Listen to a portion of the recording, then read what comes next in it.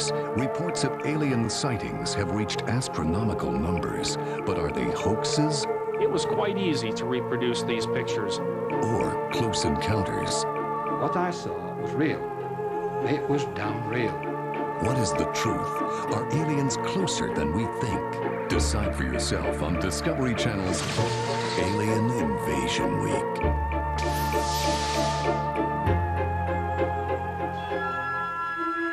We have long been intrigued by the notion of life on other planets, and our popular culture has been filled with images of UFOs for decades.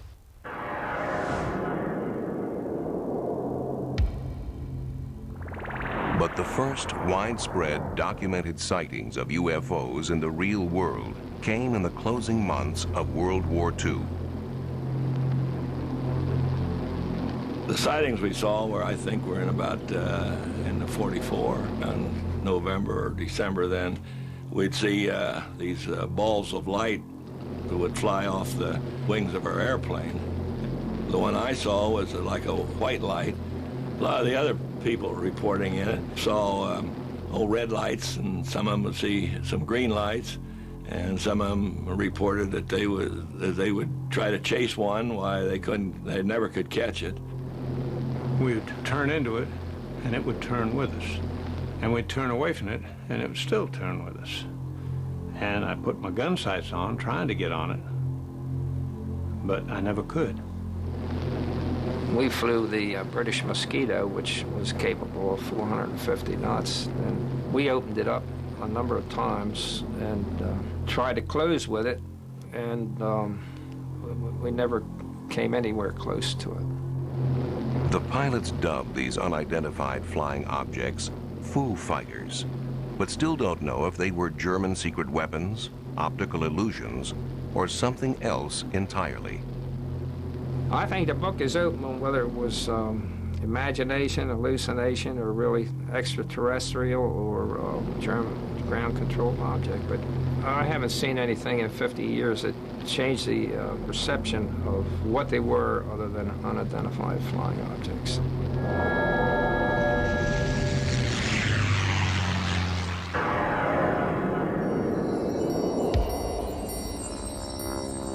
Two years after the end of World War II in Washington State, a private pilot named Kenneth Arnold reported seeing peculiar-looking aircraft near Mount Rainier. The craft appeared to wobble and flip and were flying faster than any Arnold had ever seen. Word of this sighting was spread by the press, and the term flying saucers was coined.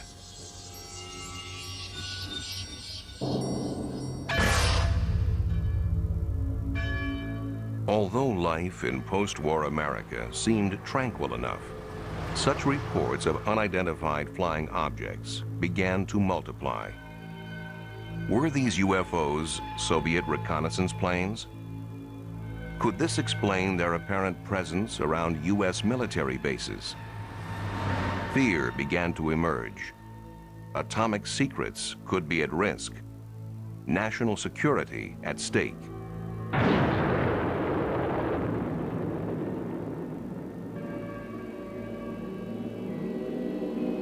Given their potential significance, UFO reports and rare films from witnesses did not go to the police or scientists. Rather, for 22 years, they were collected as part of Project Blue Book for Air Force investigation. The head of the project explained why. First of all, to try to determine if the UFO phenomena presents a threat to the security of the United States. And second, to determine if the UFO phenomena exhibits any technological advances which could be channeled into research and development. Finally, in 1969, the files were closed. The Air Force conclusion? No threat and poor data. They looked at 3,201 sightings. They categorized every single one. They did a quality evaluation of every single one. And what they found was 21% of the 3,201 cases that they examined had to be listed as unknowns, completely separate and distinct from the 10% that were listed as insufficient information. They found that the better the quality of the sighting, the more likely to be an unknown. And yet, what did the Secretary of the Air Force say to the public? He said that on the basis of this report, we believe that no objects such as those popularly described as flying saucers have overflown the United States. Still, many remained unconvinced by the official government findings, and their disbelief seemed to find support for a time in 1987. It was then that British researcher Tim Good laid his hands on a briefing document which was addressed to President-elect Dwight D. Eisenhower and dated November 1952. The papers appear to reveal the U.S. government's clandestine recovery of aliens after the 1947 crash of an airborne object in New Mexico. Those in charge of the recovery were called the Majestic 12. According to this document, a local rancher reported finding a flying saucer that had crashed 75 miles northwest of Roswell Army Airfield. During the recovery, 4 dead aliens were supposedly found. Their remains were allegedly removed and sent to several different locations to be analyzed. There's no question that the importance of these documents was monumental. I mean, nothing like it before had surfaced. It's dynamite. Proves there are flying saucers, alien visitors, the whole business. The implication is, 1, Earth is being visited by extraterrestrial spacecraft. 2, the government has known not only that that is true in the abstract, but has had pieces of wreckage and bodies of extraterrestrials since at least 1947. But not everyone was as sure. Within about 10 minutes of seeing the documents, based upon my research into UFO documents up to that time, I knew these things weren't real. Among the documents Tim Good received was a memorandum from President Truman to his Secretary of Defense. Critics claim that his signature is identical to that on another document, a problem for document analysts. Now, anyone familiar with forensic document analysis knows that a person signing their name never signs it twice in the exact same way. And that suggested to us that the signature from the later genuine non-UFO document was cut out by the forger and pasted onto this false executive order to lend an air of authenticity to it.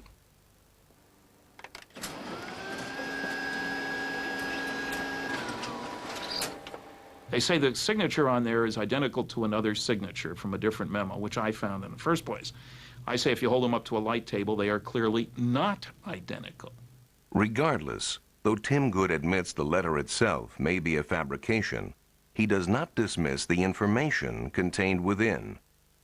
I am convinced that whoever fabricated that document, if it was fabricated, must have had inside knowledge. There's no way it could be otherwise. And there's no question that the Majestic 12 papers have indeed pointed people in the right direction. And I think essentially the information contained therein is accurate.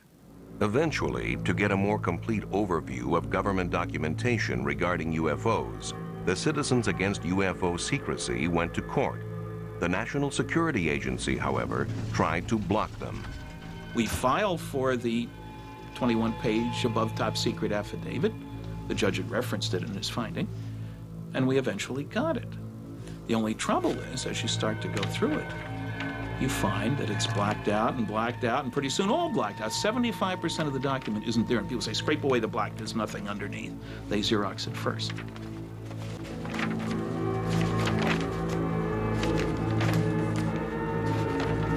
The cover-up alone is proven by the released documents, released by agencies such as the FBI, who denied any involvement in UFO research until the Freedom of Information Act showed that they'd been lying. They released 1,100 pages of documents. CIA denied any interest in the subject. Suddenly we have now, I would think, thousands of pages of UFO-related information. dating back to the 1940s, which quite clearly indicates that there has been a cover-up. Certainly, the private Center for UFO Studies thinks there is validity to UFO work. Over 100,000 cases are archived there. I am convinced by over 20 years of work in this field that there is a mysterious phenomenon occurring that is being neglected by science, not by the public, but by science. And it's to science's detriment that it's doing so. When the War of the Worlds radio drama was broadcast in 1938, how did some listeners react to hearing of a Martian landing in their hometown? When Alien Invasion Week returns. Not having heard the radio disclaimers, some War of the Worlds listeners crept through the night fog looking for Martians and shot a water tower. Now back to Alien Invasion Week.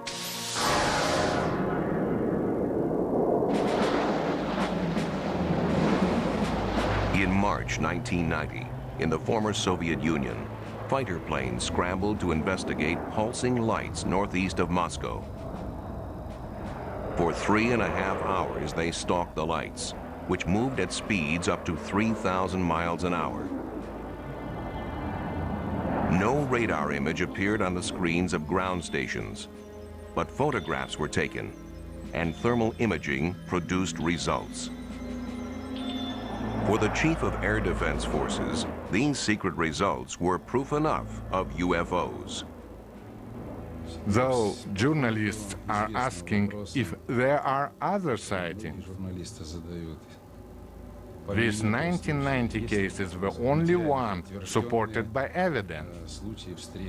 This is the only case for which there is real proof. Nor was it ever considered that the sighting was that of a stealth bomber. We never thought it was an American stealth aircraft. The radar characteristics are not the same.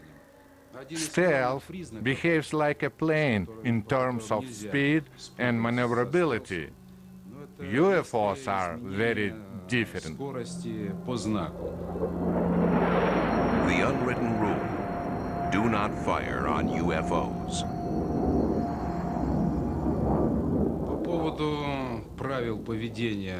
As far as official instructions are concerned, we in air defense have certain unwritten rules that mean we do not fire at UFOs. From 1977 on, an official Soviet Ministry of Defense study has collected hundreds of reports of UFOs, reportedly to gain alien technology for military use.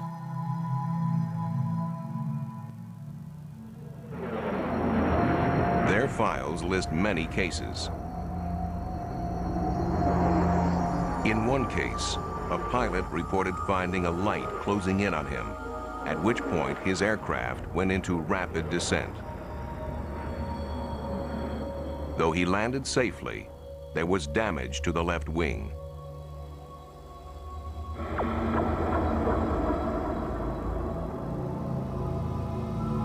Never before seen in the West, this amateur footage purports to show a UFO over the parliament in Vilnius, capital of Lithuania. The craft hovers noiselessly, appearing to land.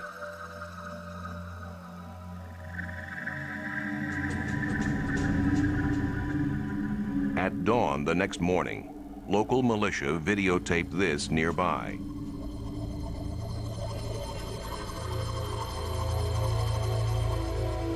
Enhanced, the night visitor looks like this. It moves unlike a normal helicopter or plane.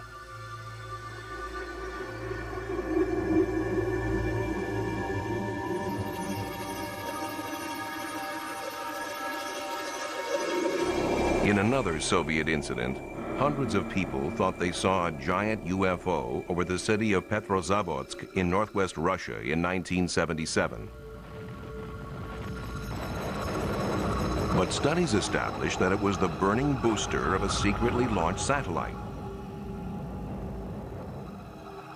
Still, at the Soviet Academy of Sciences, such phenomena are considered worthy of serious inquiry. In addition to the country's military study, this governing body for academic research coordinates a countrywide collection of information for scientific analysis. Here, the Central Committee for the Study of UFOs gathers data from 10 other scientific academies.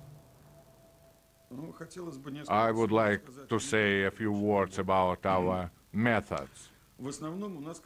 For some sightings, we carry out investigations in the field. A sighting here has resulted in 12 years of research.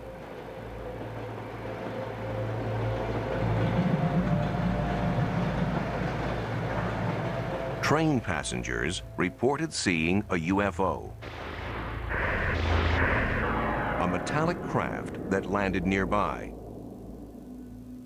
Biologist Yuri Simyakov believes there have been permanent changes to the scene.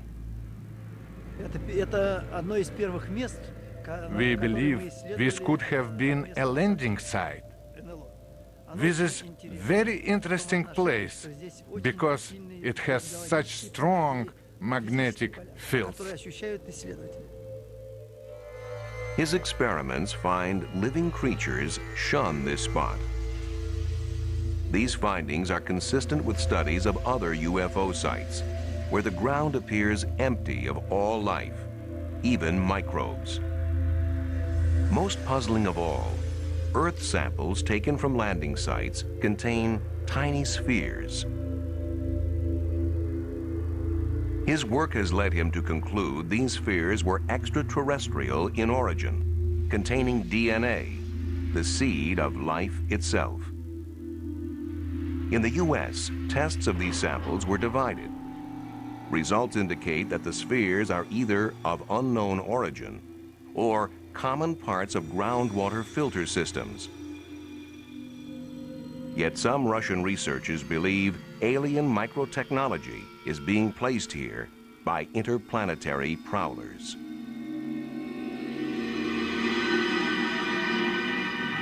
Given worldwide interest, researchers have attempted to classify reports of UFO sightings and encounters with extraterrestrials. When an unidentified flying object is seen, but nothing more, it is labeled a close encounter of the first kind. Where traces are left, it becomes the second kind. Then there are close encounters of the third kind, where people report observing aliens.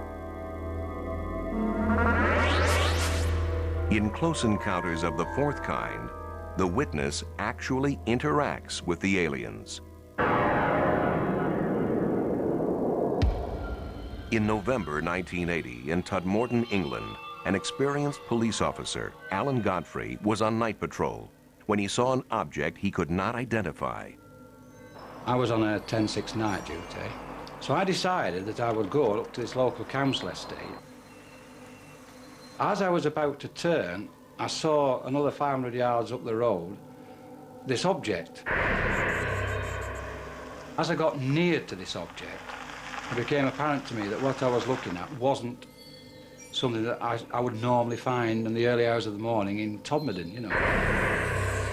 I thought it could have been a hot air balloon that had come down, but obviously as I got nearer and nearer, I realised that this was a metallic, man-made craft. It was a nuts and bolts thing. It wasn't an hallucination, it was real. This object was 20 foot wide. It's 14 feet high. It's diamond-shaped. The bottom half of it was rotating. The top half was stationary. It had a bank of dark windows, or could have been panelling. And I got out the car, picked a brick up, and throwing it at it, I'd have probably found out whether the windows or not. The trees that lined the road were shaking violently. But yet, whilst I was sat in the car, I didn't feel any vibration. And I didn't hear any noise. But I certainly wasn't going to get out of the car. I picked my clipboard up, put it on my knee, and proceeded to draw it. Now, as I'm drawing the object,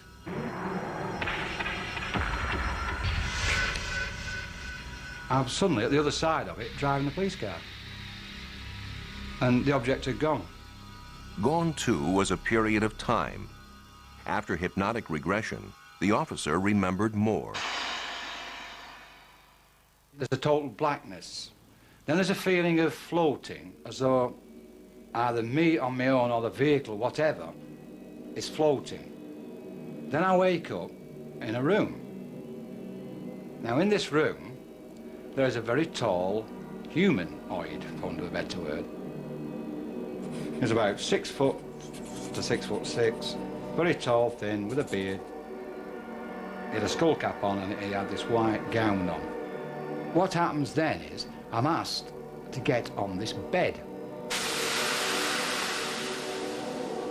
Now, the questions asked to me then is, how did he wants to get out? Because I said, well, his mouth's not moving, he's not talking, it's just, he wants me to get on the bed. Obviously, whatever it was having some sort of influence over my thoughts. Yet, I did feel at ease with him. I felt comfortable with him. I got the impression that I'd met him before. I wasn't in fear of him or anything like that. I didn't feel in any danger. So I'm on the bed, and then these horrible little things come.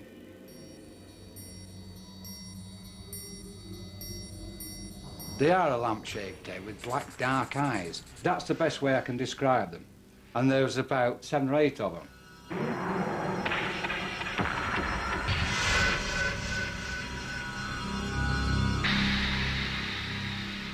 Officers nearby said they saw a light in the sky, and Alan Godfrey insists his encounter was genuine. I know that night what I saw was real. It was damn real. Before the term flying saucer was coined in 1947 by Kenneth Arnold, what were UFOs called? We'll be right back with the answer and more of Alien Invasion Week. UFOs were often called ghost rockets. One of the earliest sightings occurred in Scandinavia in the 1930s. We now return to Alien Invasion Week here on the Discovery Channel. In 1974, in Llandrillo, Wales, residents felt severe tremors. Tremors, which some felt were not naturally caused.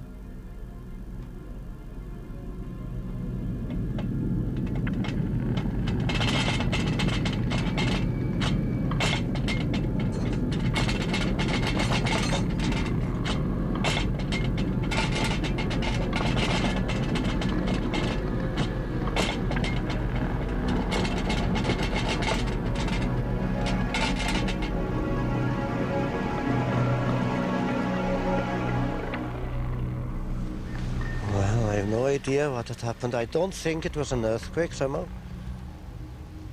You know, I still think it wasn't an earthquake. John Roberts wasn't the only one shaken that day. Hugh Edwards thought he saw a flying saucer. I saw this object come in along the mountain with the size of a bus, really. It's white in the middle, on two ends. Came across the mountain towards the road there. As it went over there, it dipped, and I thought it was going to crash. It dipped out of sight into the valley. Well, I'd heard so much about flying saucers, and I thought, well, this is it. And the only sound I heard of it, like a shh, going through the air. I was very surprised to see it, really.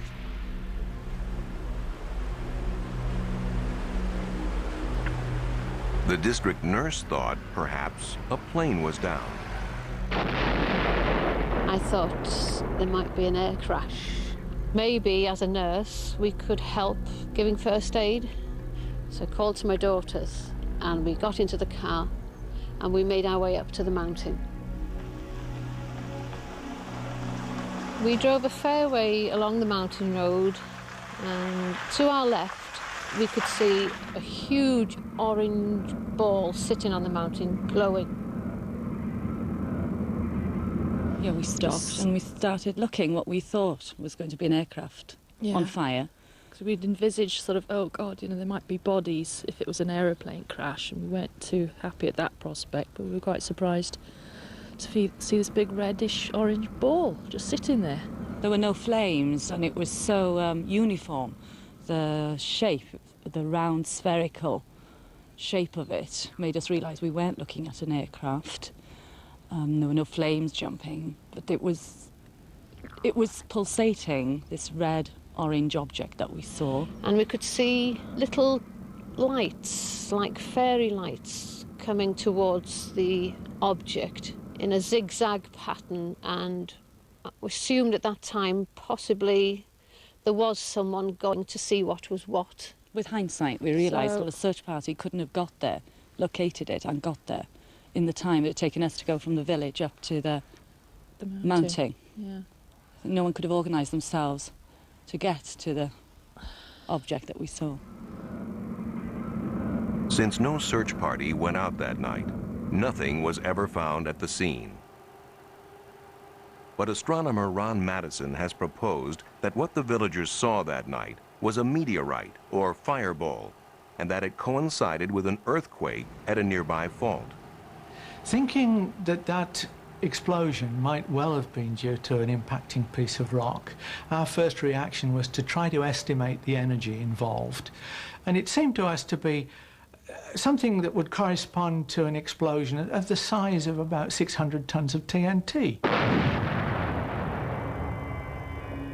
We got letters from as far apart as Penzance and Northern Ireland and Derby, all reporting seeing a bright light, maybe comparable with a half moon in brilliance, moving across the sky at the speed of an aircraft, but with no sound, and trailing smoke, just like you would expect something on fire to be crashing. In the next few days, we were to realise, of course, that the village was not very far from the Bala Fault, which is active and has been moving steadily over thousands of years.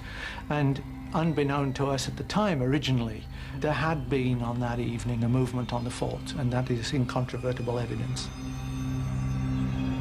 This was a coincidence. There were fireballs in the sky at the same time that there was a triggered movement along the Bala Fault.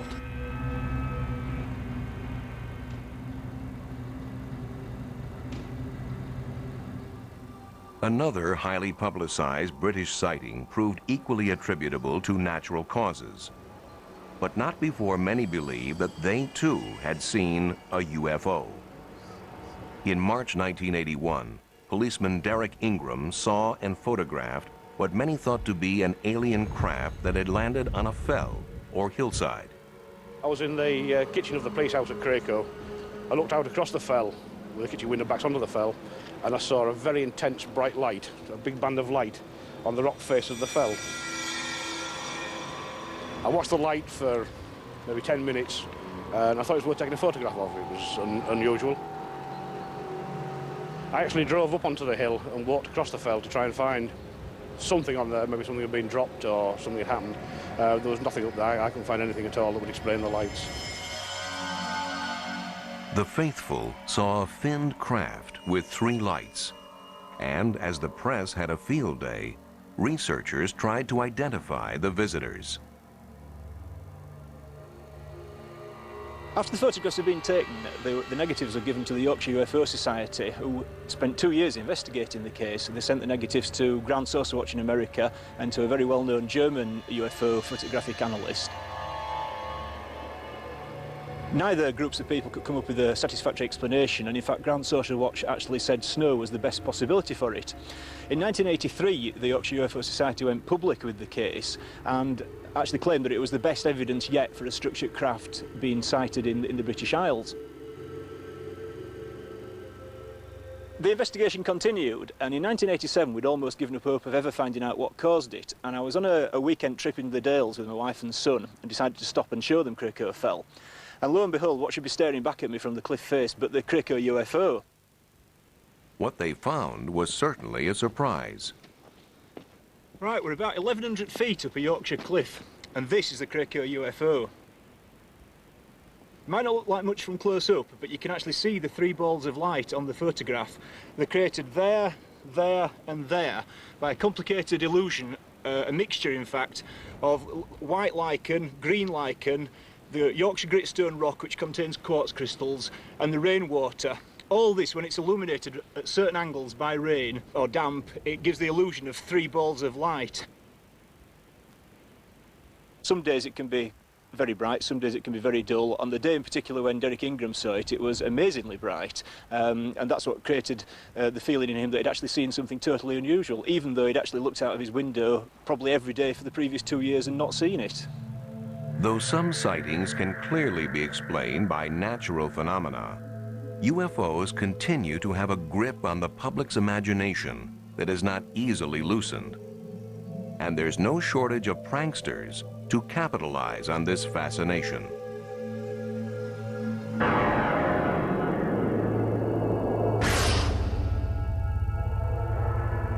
In Gulf Breeze, Florida, in November of 1987, builder Ed Walters claims he took Polaroids of a UFO 3 times as big as a house. For him, it was just one of many such photo opportunities, near abductions and glimpses of aliens. Though he sold 2 books worth, Ed would not allow his photos to be included in this program.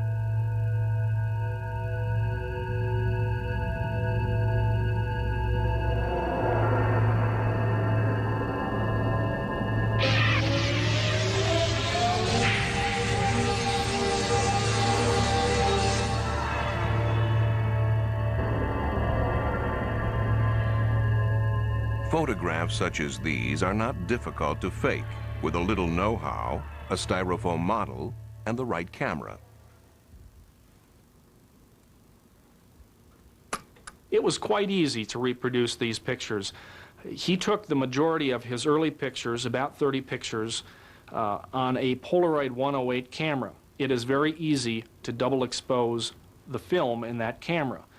If you don't pull the film out, you can press the button and expose that same piece of film again. You take a picture of the UFO model inside, you go outside, take a picture of the skyline, let the film develop. There you have your double exposure of a UFO flying in the sky. Still, Walters has his disciples, and photoanalyst Bruce Maccabee is one of them. A government research physicist, Maccabee is a believer in UFOs and is the author of many scientific papers on them. I have analyzed all the films and videos that have been taken by Ed Walters. I have studied most of the videos, I guess, that have been taken by other people down there. And it's just sitting there. As far as Ed's pictures and videos are concerned, it's my opinion that they are real.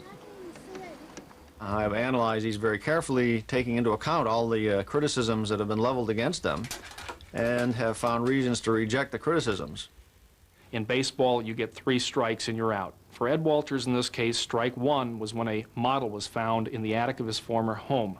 Strike 2 was when a young man named Tommy Smith came forward and claimed that he was an eyewitness to Ed Walters creating double-exposed UFO pictures. Strike 3 was when we went out and did photo experiments and were able to replicate many of these photos, especially the difficult photos like the UFO hovering over the road. So my conclusion is 3 strikes and you're out. We published the first pictures of the Gulf Breeze sightings back in November of 1987, and I was trying to figure out exactly how to present them, because I tried to run everything that happened locally in Gulf Breeze. When my folks came in, and I said, "You're not going to believe what we're getting ready to run in the paper this week." And I showed them the pictures, and they said, "That's what we saw." It was primarily because of the many other people in Gulf Breeze that witnessed the UFO, both the same night that Ed first got the pictures and many times after that, that the Sentinel continued to carry the story. I have had 3 other daylight sightings and over 100 sightings at night at Shoreline Park in Gulf Breeze. I witnessed over 170 sightings. These were red lights, red and white lights, over and around Gulf Breeze, Florida. I've seen a silver flying dome in the sky that was unidentifiable. Never seen anything like that before, and it was unexplainable. But just across the bay from Gulf Breeze is the Pensacola Naval Air Base. One explanation that occurs to locals is that some of the sightings are illegal pranks by naval personnel at the base.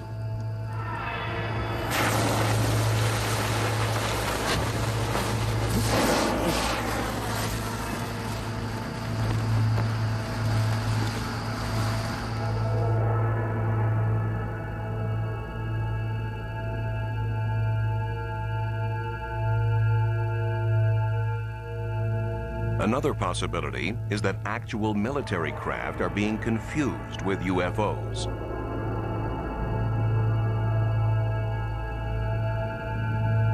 For instance, would most people recognize UAVs, uninhabited aerial vehicles, designed for stealthy reconnaissance and secret observation?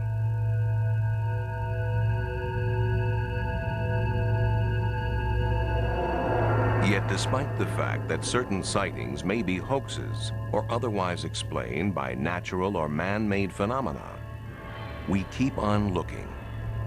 Our fascination only grows as scientists uncover evidence of life on other planets. It only grows as it becomes increasingly reasonable to believe we are not alone in the universe.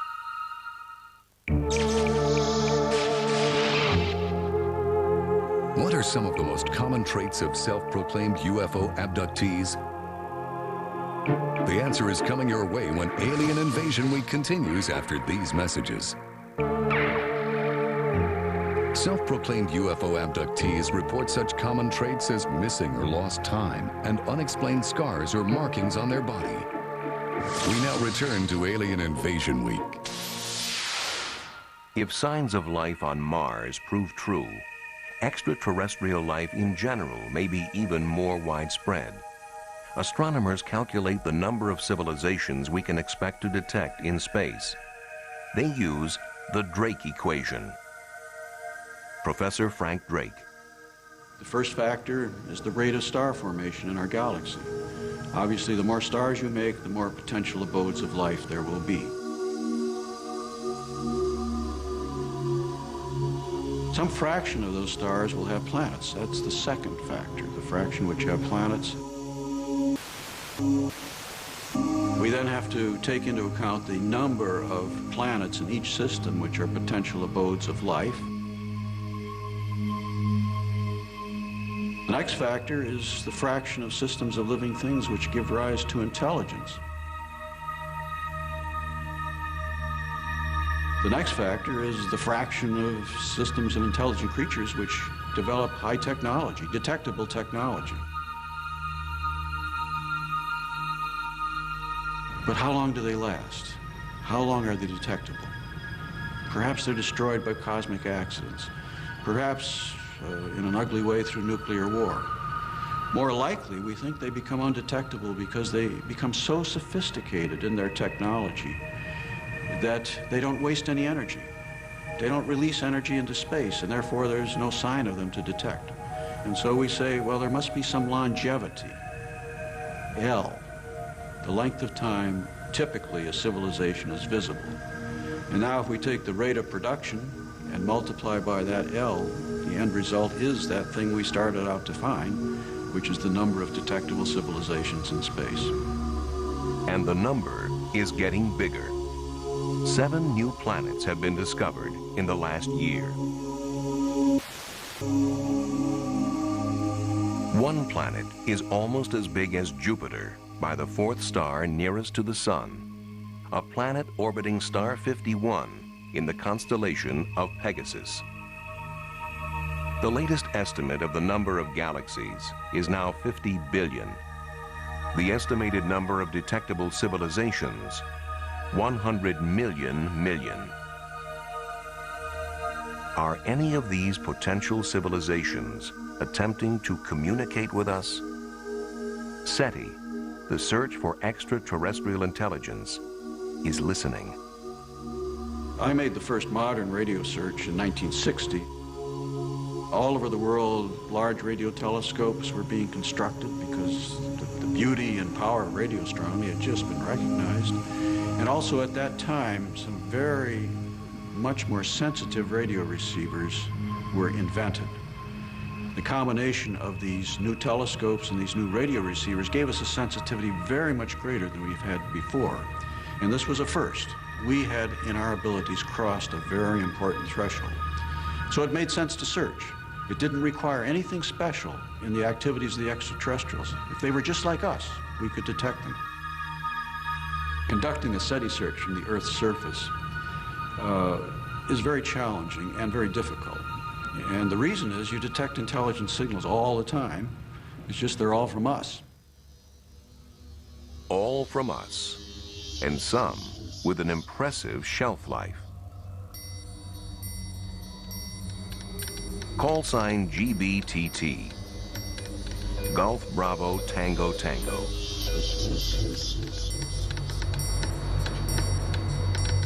Over 30 years after it was first sent, a coded wartime signal intended for the Queen Mary was received by its successor, the QE-2.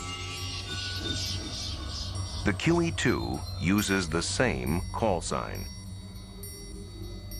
The signal that came out was addressed to Golf Bravo Tango Tango, which is the call sign of the QE-2, but it was signal letters of the Queen Mary. And the radio officer who received the signal recognized the Golf Bravo Tango Tango and thought it was for this ship.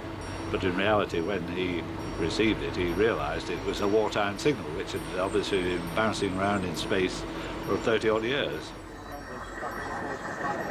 Sent to the Queen Mary in the 40s, the signal arrived in February 1978. Was it bouncing through space, as Captain Arnott suggested? Or somehow intercepted and sent by someone or something we have yet to identify? Have we ever detected an intelligent signal from another world? Jerry Amon may have. Straight from a fixed source near the center of the galaxy to Ohio State University's Big Ear Radio Telescope. A telescope larger than 3 football fields.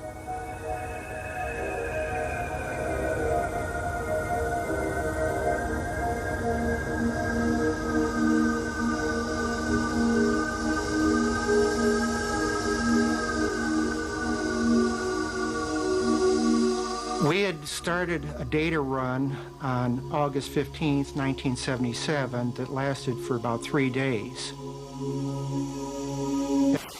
Through the printout, I was recording and marking all of those signals that were unusually strong, and I came across one that was stronger than I'd ever seen before by many times.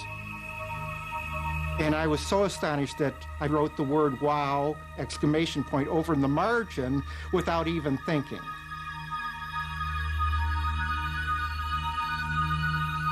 To have signals coming in only one channel indicates the possibility that this was some either unique astronomical event or that it was generated by some transmitter.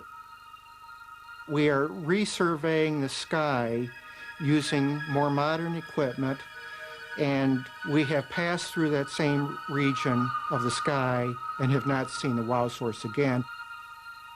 Amon and his associates checked their equipment and their figures. Studies eliminated glitches, space probes, and terrestrial sources. We have ruled out effectively nearby spacecraft or space debris or satellites in Earth orbit, and we've certainly ruled out anything close, very close to the radio telescope, like an airplane flying through the beam of the telescope.